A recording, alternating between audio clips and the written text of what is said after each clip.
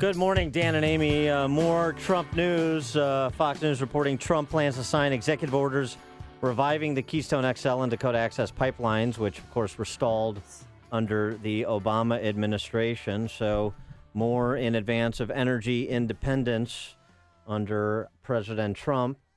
This underreported story comes to us from an op-ed written by Ryan Manion in Philadelphia Inquirer. About her experience and the experience of a friend and colleague at the inaugural festivities over the weekend. Right outside the Renaissance Washington, D.C. hotel where the American Legion was hosting a tribute to Medal of Honor recipients at their Veterans Inaugural Ball. Ryan Manion, who is the president of the Travis Manion Foundation, and we'll find out all about that, joins us now. Ryan, thanks so much for joining us. Appreciate it. Oh, thanks for having me. So I was compelled by this op-ed that you wrote. Tell us what happened to you and your friend and a little bit of the context of who you and your friend are. Sure. So along with myself, one of my good friends and colleague at the Travis Manion Foundation, Amy Looney, we were invited to represent the foundation at the American Legion's Salute to Heroes inaugural gala that was honoring our nation's Medal of Honor recipients. And, background with Amy, I lost my brother in April of 2007. And my brother's best friend and roommate from the Naval Academy, Brendan Looney, was killed 3 years later in 2010. And after his death in Afghanistan, Amy joined our organization. And, we've been out there every day just trying to get the message out about the incredible assets that veterans are. And so we were excited at the opportunity to be able to, frankly, just be around our nation's heroes, be around these Medal of Honor recipients and spend a wonderful evening. And we unfortunately ran into a situation after we got out of our Uber. There was a lot of barricades and road closures that day in the city, as everybody knows. And so we had to walk a couple of blocks to get to our venue, and we found ourselves separated between the entrance to the venue and about 75 protesters, which at first glance didn't necessarily concern me, but we realized very quickly that, they were protesting more than a cause. They were really hateful in the way that they were acting towards people that were obviously attending inaugural events, and they converged on us when we started to try and get through the crowd and really got in our face, started screaming, started spitting, and it was a scary situation for sure. Well, then how did you get out of there? I mean, there was no physicalness to what they were doing, so we were able to get through them, but it was just kind of, they kind of got in our faces, were yelling really vile and obscene remarks to us, and we got into the event, and we were very shaken. We really couldn't believe that they directed their anger towards us in that way, and, and unfortunately, the things that they were yelling at us had nothing to do with Trump or the election or any of that. I mean, it was just, let's just call people names for the sake of calling people names. And I think that's what was so hurtful to us. Well, in addition to that, as you write in your op-ed, you're going to a ball and your clothes were drawn on with permanent marker by other agitators masquerading as protesters. Yeah, so that was actually after we left. Oh, after you left. So when we left the event, the large group in front of the hotel had broken up, but there was a large protest happening about 100 yards away, and they started throwing, the police, I believe, started throwing pressure grenades. We could hear things going off, and it was causing the crowd to dissipate. And what happened is that they were breaking off into little groups and coming back up where we were as we were waiting for our ride. And we had one man who came out of the crowd. He was wearing a mask and came up right behind me and, kind of shoulder checked me into Amy. He just kept walking after he did it. And then we had a group of women, 3 or 4 women, middle-aged women that came up, again, got right in our faces, along with in the face of a 6-year-old child, which was really upsetting. that was wearing a tuxedo and looked like he was walking with his grandmother. And she crouched right down in front of him and the one woman and got, inches from his face and said, "You're everything that's wrong with this country. And you're ruining America." And was that woman Ashley Judd or Madonna? Just kidding. Well, yeah, and I saw some video too. A woman in a beautiful, yellow dress, and they were throwing what looked to be water, but they weren't even sure. They threw it all over her dress and in her face. I mean, it was just disgusting. Do you think police did their job though, trying to stop these mad people from harassing you? Because only 217 people were arrested this whole weekend. It's interesting because I've had a lot of people ask me that. Where were the police?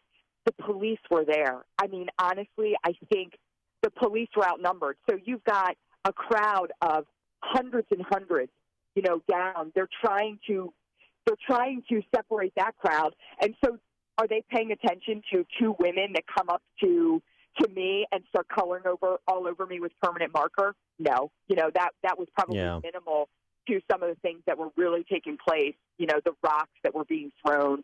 I mean, we weren't, physically hurt in any way. Definitely, we had property ruined and, we got the small little tap. But, the reason we decided to share this story was because I think it lends to a larger conversation here about how we as a country can be accept our differences. And, you talk about Madonna. One of the things I said is I don't believe that these people on Friday were the same people that marched on Saturday, because you saw on Saturday a very peaceful demonstration. And that's what my brother and Amy's husband fought and died for, the right for us to peacefully protest. But when you have Madonna standing up behind, the microphone and talking about blowing up the White House, that doesn't do anything to lessen the promotion of what was taking place on Friday night. Well, she should have been arrested for saying that. Well, it's interesting, too, because, of course, what these thugs inadvertently did, as the ignorant often do, is provide an opportunity for you. The Travis Manion Foundation, the foundation that was founded by your mom in honor of your brother and his service to our nation. And again, your friend and colleague is the wife of a Navy SEAL, Lieutenant Brendan Looney, who was killed in action, as you mentioned as well.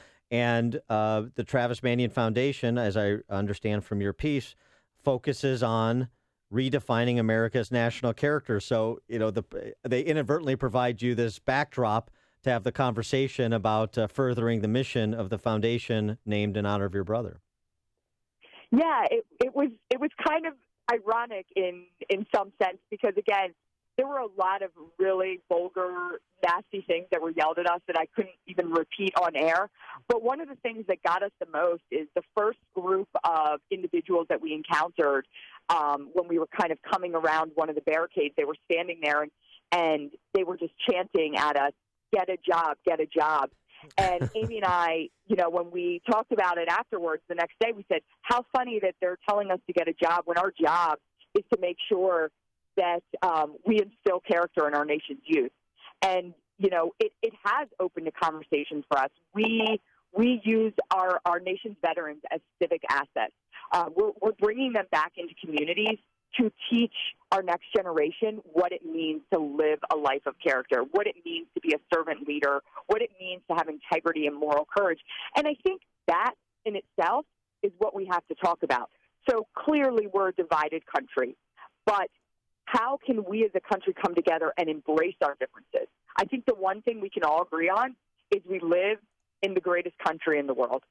So if we can get behind that as our common denominator, then we have to find a way to understand and accept our differences as a way to express how great we are, express how much these veterans who go out there and, fight and give their lives for us, they've given us that opportunity. And I think it's times like these where I stop and think, do these people even realize that? Do they have any comprehension or understanding of why they're able to do things like this? I mean, it sounds like you have a deep love for country. Your brother sacrificed his life for our freedoms. I mean, did these people, these animals, did they even realize that your brother had lost his life? Did they know anything about Amy Looney and what she went through? No, I mean, honestly, the only reason. Didn't you want to shout that out? I, Like, hey, my brother died for your freedoms. I mean, I have had several people say, why didn't you say something back? Why? And at that moment, when you're faced and all of a sudden you realize you've got a mob of 75 people that is not happy to see you, you kind of get frozen in, oh my gosh, I just want to get out of here. Looking back in retrospect, I wish I would have maybe said something, but honestly, I don't know if it would have fallen on deaf ears. And I think that's where we have to start, right? We have to start by making sure we can come to an understanding with each other. Yeah, some people are beyond shame. That's the truth. Ryan Manion, her piece, at Philly.com, is after assault by inaugural protesters, a call to redefine nation's character. And she's doing that with colleagues like Amy Looney through the Travis Manion Foundation. TravisManion.com, I believe, is the website. Is that correct? That's correct, yes. Travis Manion, Manion, TravisManion.com is the website. Ryan, thanks so much for joining us, and good luck with the foundation. Appreciate your time. Thanks so much. Take care. And she joined us on our turnkey.pro answer line.